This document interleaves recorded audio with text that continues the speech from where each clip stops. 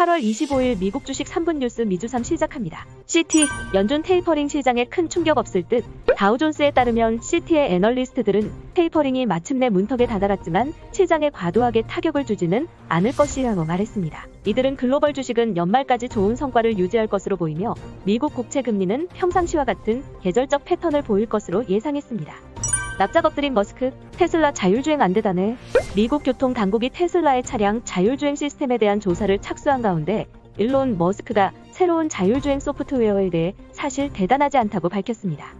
머스크가 자기 회사 제품의 성능을 깎아내린 것인데 로이터 통신은 머스크의 이런 발언이 당국의 조사와 무관하지 않다고 전했습니다. 제2의 테슬라 놀이는 에어택시 투자금 올해만 5조 원.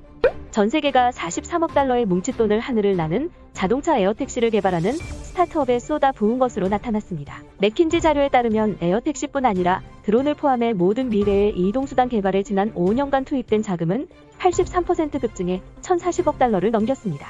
싱가포르는 최초의 상업용 에어택시 서비스를 이루면 2023년 시작한다는 계획입니다.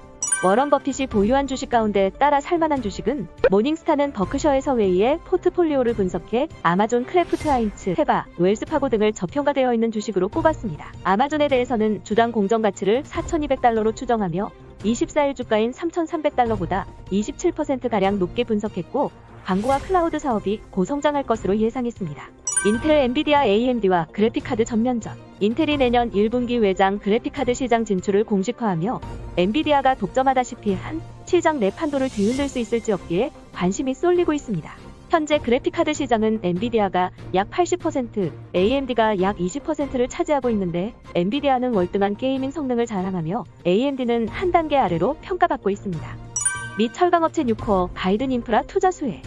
최근 철강 수급 개선 기대감에 미국 1위 철강업체 뉴코어 주가가 가파른 상승세를 이어가고 있습니다. 이는 조 바이든 미국 정부의 대규모 인프라 투자 예고에 따른 기대감이 최근 주가 강세의 배경이 됐습니다. 지난 10일 미 상원은 1조 2천억 달러 규모의 인프라 투자 예산안을 통과시켰으며 이에 미국 철강 수요 확대 기대감이 커지면서 미 철강사주가 급등세에 영향을 미쳤습니다. 델타 확산에 움츠러든 미 경제, 공연 취소하고 온라인 수업 연장. 델타 변이 바이러스 확산으로 미 경제 활동이 다시 둔화할 조짐을 보이고 있습니다. 미국의 컨트리 음악 스타인 가스브룩스는 다음 달 예정된 시애틀 라이브 공연 투어를 중단하기로 했습니다. 휴스턴의 라이스대는 가을 학기 첫 2주를 다시 온라인으로 수업한다고 합니다.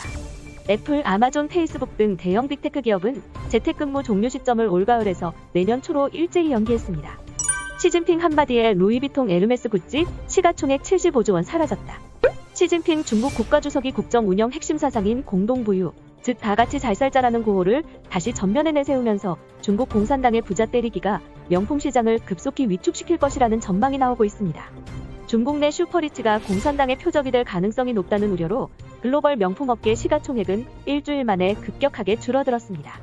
루이비통모의 헤네시의 시총은 지난 16일 4,144억만 유로에서 23일 3,781억만 유로로 감소했습니다. 미 중기업 우회 상장 차단, 뉴욕 IPO 막힌다. 중국 기업이 뉴욕 증시에 상장할 때 활용하는 우회 수법에 미국 증권당국이 칼날을 들이밀었습니다. 가변이익 실체의 구조를 낱낱이 밝히라고 요구하고 나선 것입니다. 중국 규제당국이 단 한 번도 공식 승인하지 않은 가변이익 실체에 약한 고리가 미국 투자자들에게 피해를 줄 수 있다는 판단에서입니다. 앞으로 중국 기업의 뉴욕 증시 상장이 한층 까다로워질 것이란 전망이 나오고 있습니다. 이상으로 미주삼을 마치겠습니다. 시청해주셔서 감사합니다.